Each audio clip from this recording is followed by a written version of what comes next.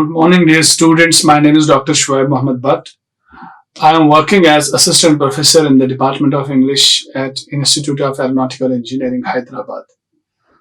Today in this video lecture, I shall be discussing a question bank on speaking skills with you. Speaking skills is the second module in the syllabus. So we shall be talking about the second module, which is entitled as speaking skills. We shall be discussing the question bank on speaking skills in this video lecture.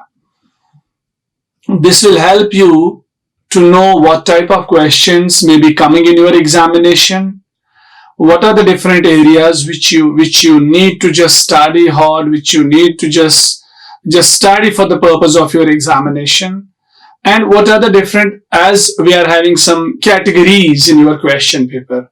There are different questions of different categories like long answer questions, short answer questions, critical thinking questions. So you will get to know about all these categories and what sorts of question can come or may come in your exam. We shall be discussing about those questions or we shall be discussing the question bank in that sense only. It's not like the questions which I am discussing here, they will be coming in your exam. No, that's not the case. Otherwise, the thing is this. So you will be having a question paper like this, these kind of questions will be there in your examination. Your question paper will be divided in three parts. Part A is problem solving and critical thinking questions. So in the first part of your question paper, you will see problem solving and critical thinking questions will be there. So the first part of your question paper is going to check your problem solving capability and your problem solving skill and critical thinking skill. These two skills will be checked by the first part of your question paper. So let's see, we have a question which I want to discuss with you. Questions will come like this. Discuss briefly the challenges associated with public speaking. Since the name of the chapter is speaking skill, and we have one component there in the syllabus, that is public speaking. So the question may be on public speaking. The question may be like this. Discuss briefly the challenges associated with public speaking. By answering this question, so we expect that your problem solving skill and critical thinking skill will be checked, because you are here being asked to write the challenges. So when you write about the challenges of public speaking skill, it is such an activity where your problem solving skill is being checked and critical thinking skill is being checked. So you can write the answer like this. Public speaking can be a daunting task for many individuals due to various challenges. This public speaking skill, when we see, every person is not a public speaker, though every person is going through public speaking, because when you talk to a single person, that is also called a public speaking. Public speaking does not mean when you are talking to a large crowd of the audience, large crowd of the listeners or the people. Okay, it's good, that is in real sense what public speaking is, but when you talk to a stranger, to some other person, that's a public speaking. You are making your ideas public to that person. So public speaking, it can be a daunting task. It can be a difficult task for many individuals because there are many challenges. Every person is not a good public speaker. Every person is not feeling comfortable when it comes to public speaking. And you will see there are people who are who are always speaking like this. No, I cannot speak. I can't speak like this. So the reason is this, that these people, these people are facing certain challenges, or they felt this task of public speaking is challenging to them because of several incompetencies, because of several loopholes or weaknesses. Now, here are some common challenges associated with public speaking. Some common challenges are here which are associated with public speaking. Number one is fear and anxiety. The first challenge which a public speaker faces, which many public speakers face, or the first challenge which makes public speaking a difficult task is fear and anxiety. What is this fear and anxiety? It is one of the most significant challenges. It is the fear of speaking in public. Fear of speaking. You have the fear of speaking in public. Like, oh, no, I cannot speak in public. I cannot share my talks or my thoughts to the public. Because you are having a kind of fear which is called as glossophobia. Glossophobia is the fear of speaking in public. Number one, you have fear. You feel very anxious when you start talking to the public. And many people, they experience anxiety and nervousness when faced with the prospect of addressing a large audience. There are many people who are experiencing some sort of anxiety, some sort of nervousness when they face public and when they start talking to public, when they start addressing to the larger audience. So fear and anxiety is one common challenge which public speakers are facing. Because as I told you, there are many people who are having the fear of speaking in public, who are having the fear to speak to the general public, general masses. And we call this fear of public speaking as glossophobia. And there are many people who are also who experience some sort of anxiety, nervousness when they face larger audience. So this fear and anxiety, it becomes one of the foremost challenges when it comes to public speaking. Then the second challenge is lack of confidence. So confidence is crucial for effective public speaking. When we talk about confidence, it's very crucial for effective public speaking because, see, when you are speaking to the public, it may be a single person or you may be having a larger audience. So a person who is having less confidence cannot stand in front of the larger audience, cannot speak his argument in a very confident manner, in an assertive way. People cannot just speak, you cannot influence people if you are lacking confidence. But that's why confidence is the crucial element in effective public speaking. So for effective public speaking, confidence is like a bedrock. It is the foundation of public speaking. Now, individuals or speakers may lack confidence in their speaking abilities, content, or subject knowledge, leading to a less compelling presentation. Now, there are many speakers who may be lacking in confidence in their speaking abilities. There are people whose speaking abilities may not be good or may not be up to the mark. Sometimes content may not be up to the mark. Subject knowledge is not up to the mark. What does it lead to you? What is its impact? It leads to a less compelling presentation.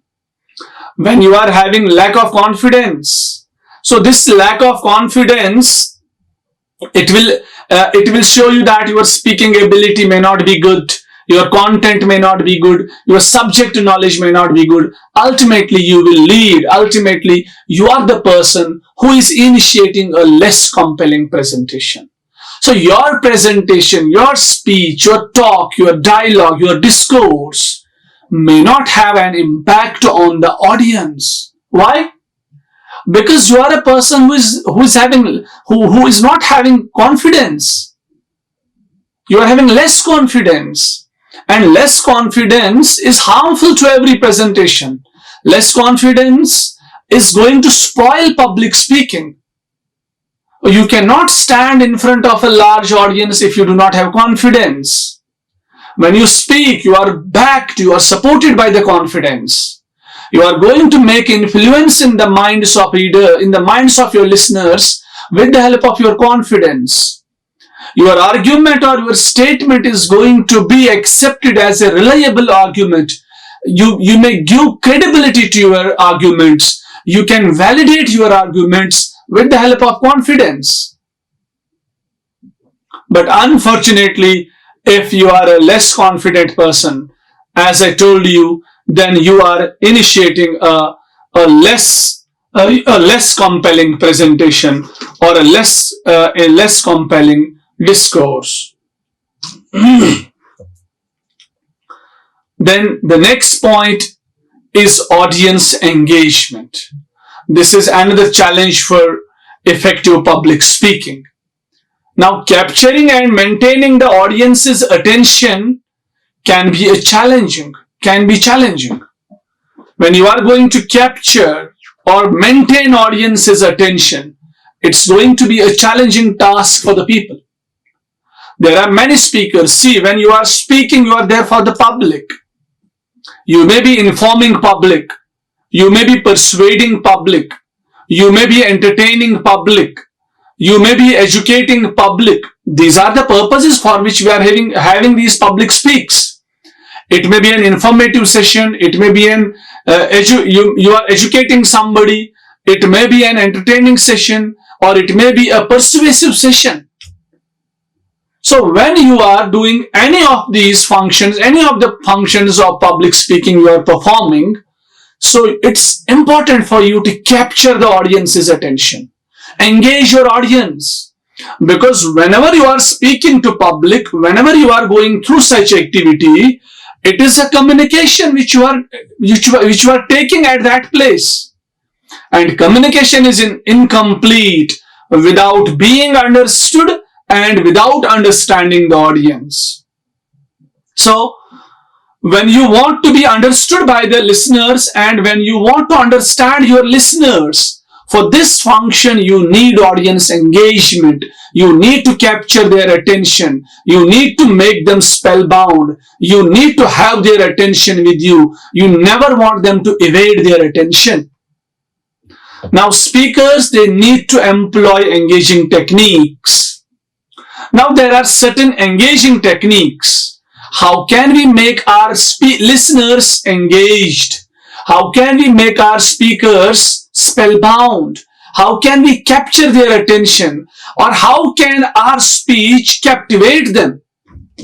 Conquer their ideas? There are certain techniques. Number one is storytelling. In the middle of your discourse, or simultaneously when you are delivering the lecture, you are giving an example or you are supporting the lecture with the help of a story. When you tell stories, so you invite the attention of your audience, because story is such a stuff which everybody wants to listen. Sometimes by humor. It's always good to crack some formal jokes with your audience when you are speaking. Because when you give them a smaller space to laugh, they feel relaxed. They are occupying their spaces.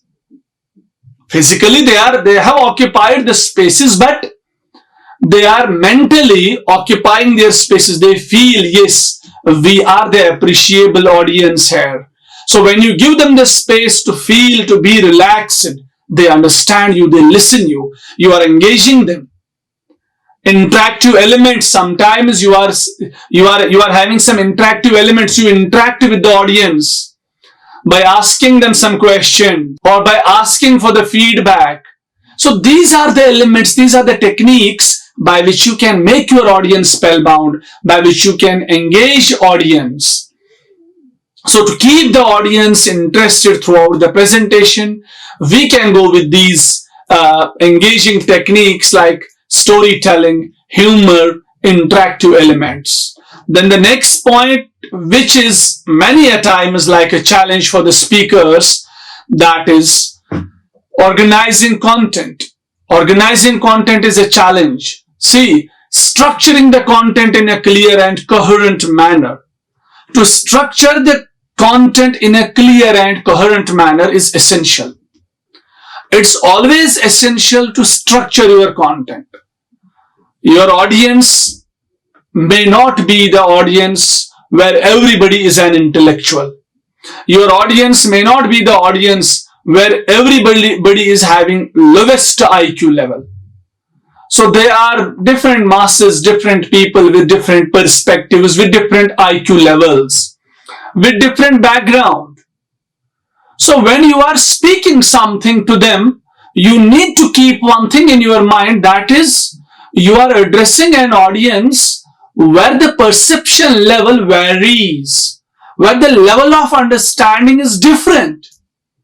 There may be the people who may be understanding all the ambiguous ideas which you are sharing, but there may be a bunch of audience, there may be a bunch of people who cannot understand the simplest of the sentences, where you need the support or the help of some examples and illustrations to make them understand even the simplest of the concepts. Now, how can you address such audience, and how can you make yourself feel that your audience has accepted or understood the intended message or the expected message which you want to deliver to them? There is one way by which you can achieve this goal, that is, you need to organize your content. When you give a proper organization to your content, when your content is organized, sequential, well ordered, logically ordered, when your content is not disorganized, when your content is not disjointed, when the transitions are smooth, because from one idea to another idea, when you are making the transition in your speech from one idea to another idea, this transition should be interlinked, it should be smooth, it should follow the flow of your speech. So when you are able to do this all, structure your content, so you can better you are better giving a space, giving a chance to the audience to understand or to extract the intended message which you want them to understand from your speech. So organizing content is a challenge. It is many of the speakers, they are the good orators, good pronunciation, good vocabulary, good voice modulation, but unfortunately people are not understanding them. People are not satisfied with their oration. People are not satisfied with their speech, with their dialogues. Why? Because their content is not structured. That is random content. That throws a listener in the confusion. So to structure the content is a challenge. Then non-verbal communication. So body language, eye contact and facial expressions, they play a crucial role in public speaking. In public speaking, body language, it plays a vital role. See, this you need to understand once for all. For rest of your life, just understand it only once. 70% of the communication is being done by the non-verbal gestures. As I told you many a times, again I am repeating this. This doesn't mean a person has to speak only 30% of his talk and 70% he has to show by the body, by the physical gestures, and he has to remain mum or quiet. No, I don't mean that. You have to speak all the 100% of your communication, of your talk, but you have to use body language up to the maximum level, because 70% of your communication is being understood by the use of body language.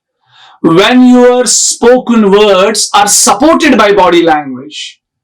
For example, you want to show that I come from a far place. There are two ways to speak. One is, I come from a far place. So your audience understood, yeah, he is from a far place. But when you speak like this, I come from a far place, when you use this hand, from a far place.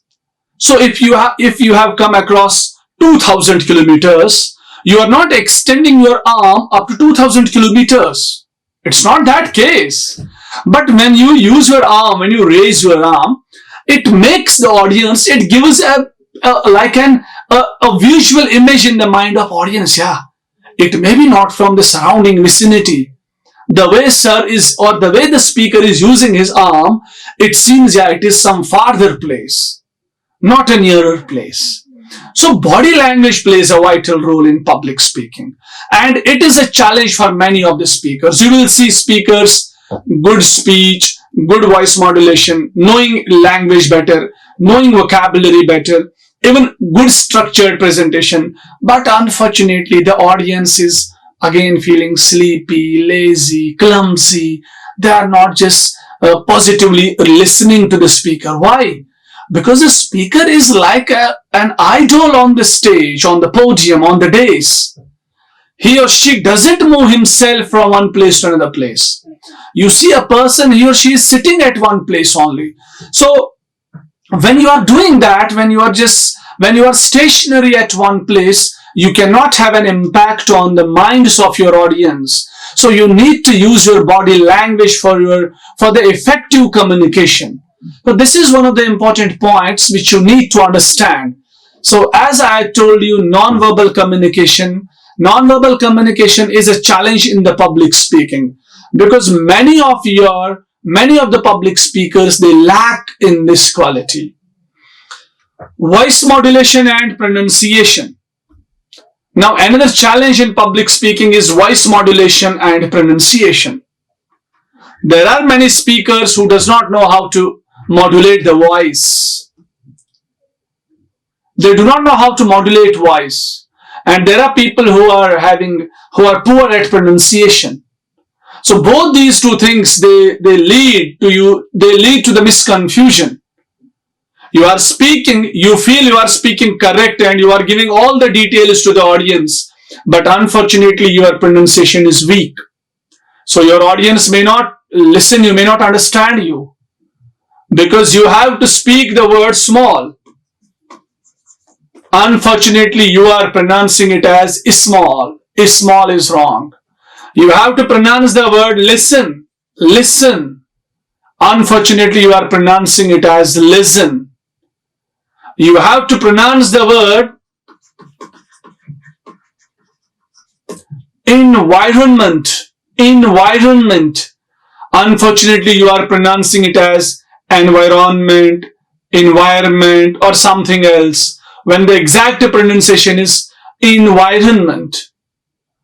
So this mispronunciation, wrong pronunciation, may lead your audience to the confusion. Your audience may not be understanding you because you are not pronouncing the words well. And one more important thing is voice modulation. There are different tones which you need to use. Every language is having rising tone, falling tone. There are stress patterns, where to lay stress and where not to lay stress. If you are not aware of these things, you may be called a below average public speaker, or you may be called a mediocre public speaker. You cannot be called an outstanding public speaker. Then we have another point which I want to discuss which is as a barrier, that's technical issues.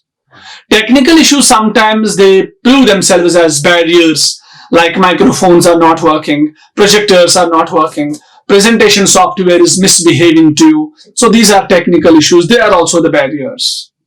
Handling questions and feedback. Many of the public speakers, they don't know how to handle questions. It's always good to handle questions. Ask people to ask questions. Encourage people to ask questions so that you could know where they are having misconceptions. You can erase their misconceptions. And feedback, people are not encouraging audience to give feedback. Feedback is one of the best things which lets you to identify your weak and strong zones. Time management, again a challenge. Sir, I am not able to manage the time. So to know the balancing amount of time which you require for your presentation, that is a challenge. Then cultural and language barriers are there. People from other cultures. So there is a false assumption like my culture is superior than your culture. And you think our culture is superior than sir's culture. So it becomes a barrier. And language obviously is a barrier. When people speak different languages, it becomes a barrier. Then specify the importance, and the question may be like this: learning role play at the undergraduate level. What is the importance of learning role play at undergraduate level? So role plays at undergraduate levels, they offer several important benefits. To to know role plays at undergraduate level, the level which you are pursuing right now, bachelor's, undergraduate, undergraduation, it gives a lot of benefits, and these contribute to students' academic, personal and professional development. These benefits are going to help your academics, help you in your personal life, help you in the professional life. Here are some key points which I want to discuss. The first thing which the role play gives you, that is communication skills development. So that is one is verbal communication. What is verbal communication? Role plays, they provide a practical platform for students to enhance their verbal communication skill. Role plays, they provide you a practical platform to enhance your verbal communication skills. When you are the part of a role play, as you are playing the role of someone and another person is playing the role of some other person. For example, I can give an example. You have been given the activity to play the role of a customer who is going to bank to open a bank account, or another person is given the role of a bank manager or a bank employee who is playing the role of a bank employee. So when you are just using, or when you are just delving yourself in these different roles, you learn the communication skill, verbal communication, how to speak in such circumstances, in such situations. What are the words which I need to use if I visit bank? What are the different things which I need to keep in my mind? What are the key terms related to this profession? So verbal communication. Role plays, they provide you practical platform to enhance your verbal communication, and students can learn to articulate thoughts clearly, express ideas persuasively and communicate effectively. Students who are playing these roles, they can articulate thoughts clearly, express ideas persuasively and can communicate effectively. Then the second point is non-verbal communication. Role plays help students understand the significance of non-verbal cues such as body language, facial expression, gestures, improving their overall communication. When you are playing certain roles, you are using non-verbal communication, body language, body gestures, facial expressions there. So overall, this role play, it is enabling you to know the both verbal and non-verbal communication, to improve your verbal and non-verbal communication. Critical thinking and problem solving. What will this role play give to undergraduate students? It can give critical thinking ability and problem solving ability. So role plays, they often involve complex scenarios that require students to think critically and solve problems in real time. Role plays often involve complex situations.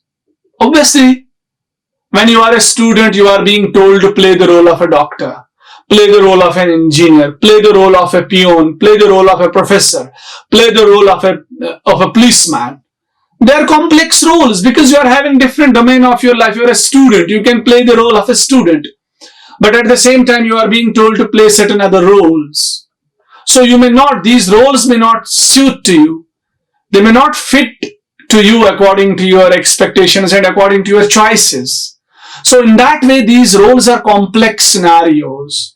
And these roles, they require you to think critically and solve problems. Because when you are playing a role, you need to think critically. Because it's not anything or any function of your life which you are performing. It is something of some other body's life, of some other profession which you are performing. So you need to think critically, like what are the things which I should ask? What are the things which I should not ask? What are the things which I should be concentrating on? So, and you need to show your problem solving skill there. So this cultivates analytical skill, decision making abilities, and the capacity to navigate challenging situations. So when you are pitting yourself in such situations which are challenging to you, where you need to use your critical thinking, where you need to use problem solving abilities, where you need to use your analytical evaluating skill, decision making skill. So that means you are improving these skills in you. Because these are the roles which are allowing you to use these skills.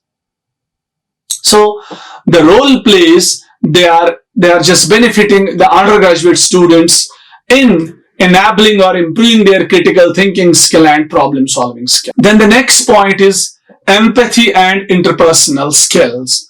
What's empathy and interpersonal skill? Through role play, students step into different roles and perspectives, fostering empathy and understanding. When you are playing the roles, you are fostering, you are just incorporating, inculcating in yourself empathy and understanding. So it enhances students' interpersonal skills as they learn to relate to diverse viewpoints and communicate effectively. When you are relating yourself, or when you are relating to diverse viewpoints, when you are communicating effectively with the people, that means you are building interpersonal relationship, and that means you are becoming a person who respects everybody's emotions. So this is one more output and one more benefit of learning role plays at undergraduate level. Professionalism and workplace readiness. You get to know what is professionalism and workplace readiness. Role plays, they stimulate real world professional scenarios. They help students to develop the skills necessary for workplace. When you are playing a role, the language which you are using for the role play is quite different from your day-to-day language, because you are talking about certain technical points which are related to that profession.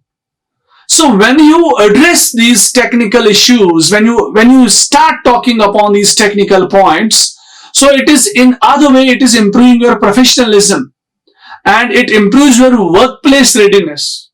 You come to know what are the different things which can be essential for developing the professionalism in a person, and what are the different criteria or different things which are good for the workplace readiness.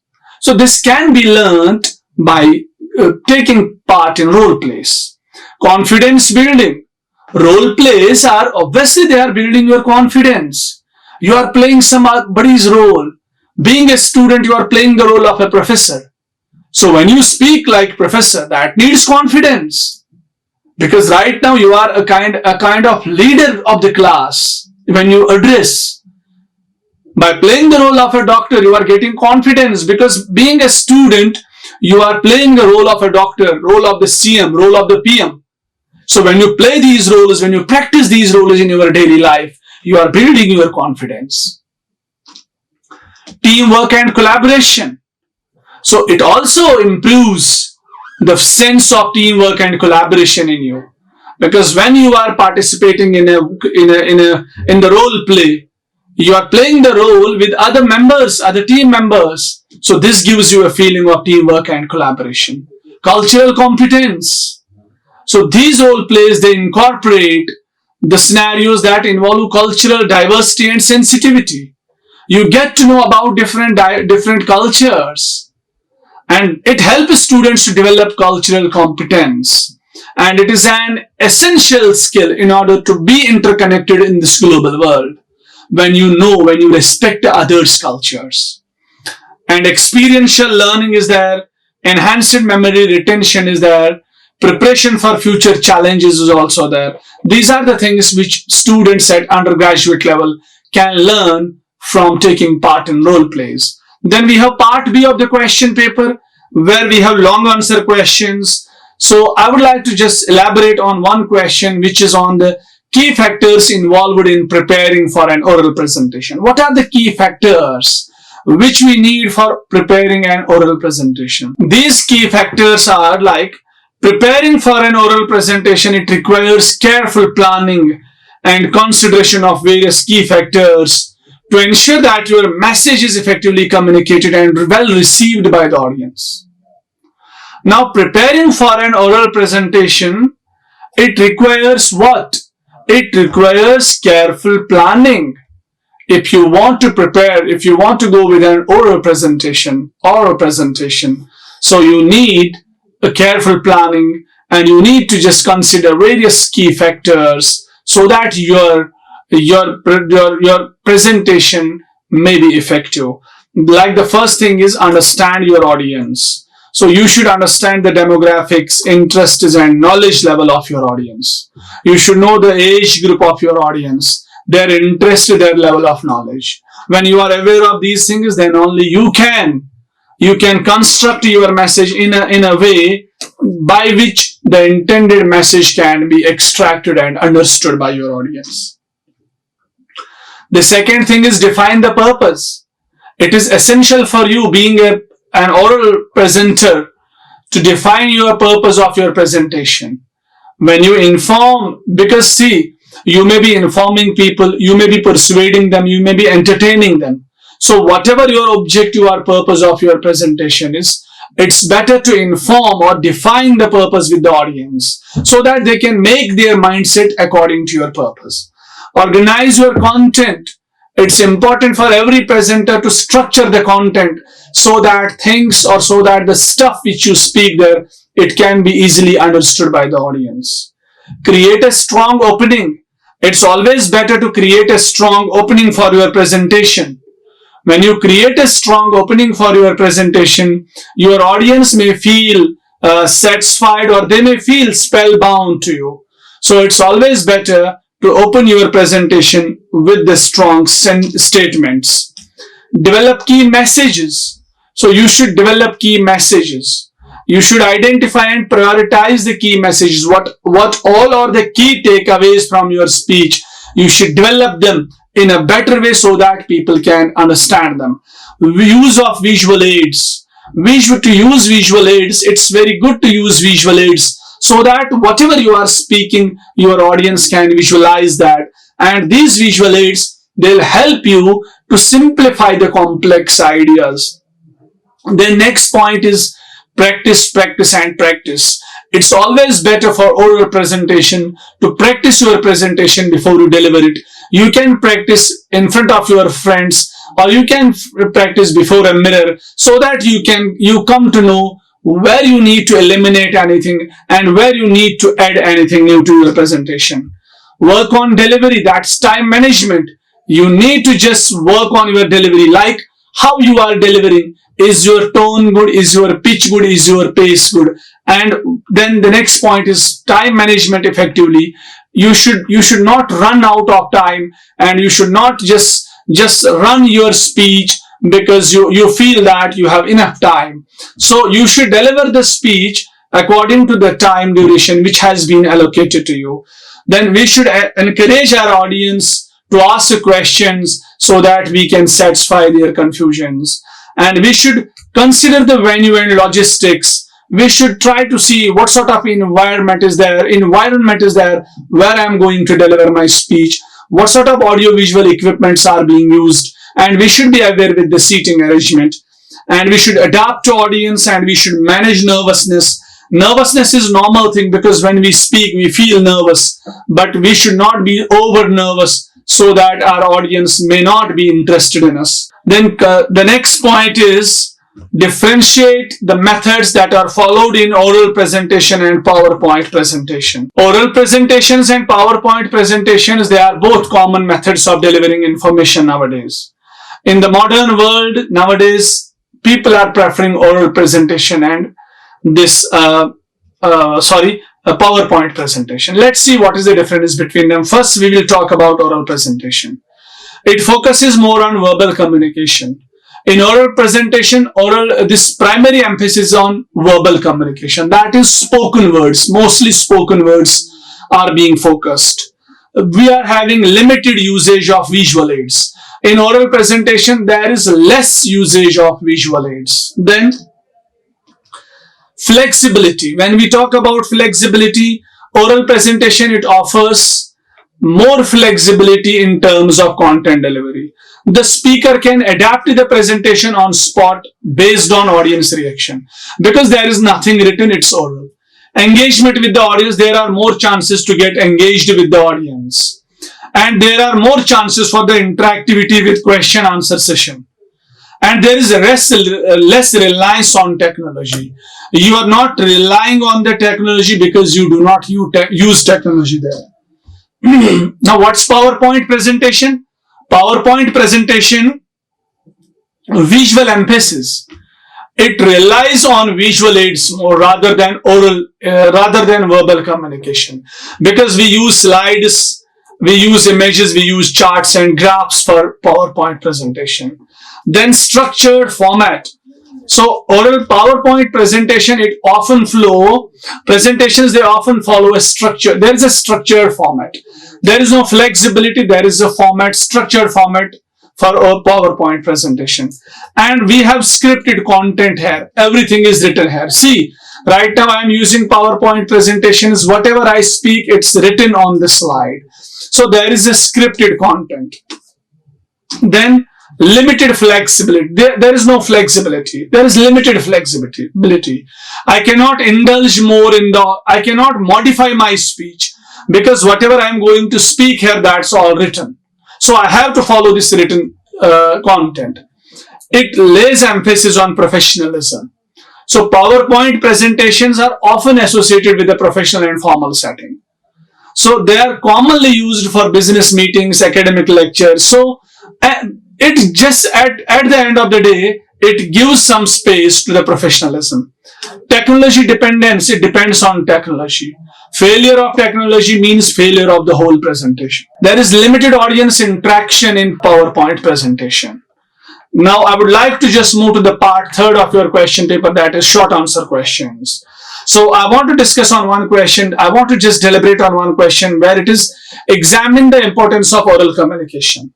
What is the importance of oral communication? It is a fundamental and essential form. Obviously, oral communication is the fundamental and essential form of human communication. We humans, we interact more through oral communication. And when it comes to oral communication, the first thing it can give us, that is effective convenience of information. We can effectively convey the information with the help of oral communication. It's more effective when we talk, when we communicate with the spoken words. It has a lasting impression on the audience. Building and maintaining relationships. Relationships, they thrive on effective communication. We better build our relationships on the basis of communication. When we talk people, we show people who we are. So people trust us when we speak to them. So it is because of our speaking, it is because of oral presentation, we can build interpersonal relationships, or we can maintain relationships when we listen and when we talk to people. The second point is enhancing leadership skills. It enhances leadership skills. So strong oral communication is a hallmark of effective leadership. A leader cannot be an effective leader if he or she does not know how to speak effectively. So oral communication is a cornerstone for effective leadership. So this oral communication, it can inculcate the qualities of leadership in us. Interviews and job success. Oral communication helps us to prepare for our interviews, and it is important for success of the jobs. When we are just doing a job, when we know how to communicate with the people, when we are well aware with the oral communication, spoken communication, we can better maintain our relation with the boss, with our superiors and with our subordinates and with our colleagues. And when we know the oral communication or spoken communication well, it helps us to appear in the interviews and make our mark in the interviews. And it can be the reason for the success or for the success in the interviews. Academic success. Oral communication is essential for academic success. There are a lot of presentations and discussions which are essential part of current academics. So if we know how to communicate well, we can better make a good mark in our academics. So oral communication is fruitful for the academic success. Public speaking and presentation skills. Oral communication can help us to develop our public speaking skills and presentation skills. So it is because of oral presentation we can better understand public speaking and presentation skills. As it is written in the slide, public speaking is a valuable skill in various professional and social contexts. Various professions and various social contexts, they require public speaking skill. And presentations like presenting in a boardroom, classroom or public forum, that's also important. So both these important things, they can be learned, they can be achieved with the help of oral communication. Then negotiation and conflicting resolution. We can better negotiate. Negotiation is very important aspect of modern life, and conflicts, they arise everywhere. Even in the families, in the friend circles, at the job workplaces, conflicts arise. If you have the oral communication skill, you can easily resolve your conflicts. Then cultural competence. It's an essential thing to have the cultural, to have the respect and to know the diverse cultures in the current world. Because nowadays the whole world is called a global village. There is no boundary. People can work anywhere. People can talk to any person from any continent, any corner of the world. So, but in order to maintain such a relationship, it's important to have cultural knowledge and have the feeling, have that spirit to respect every culture. This thing can be done. This thing can be known by oral communication.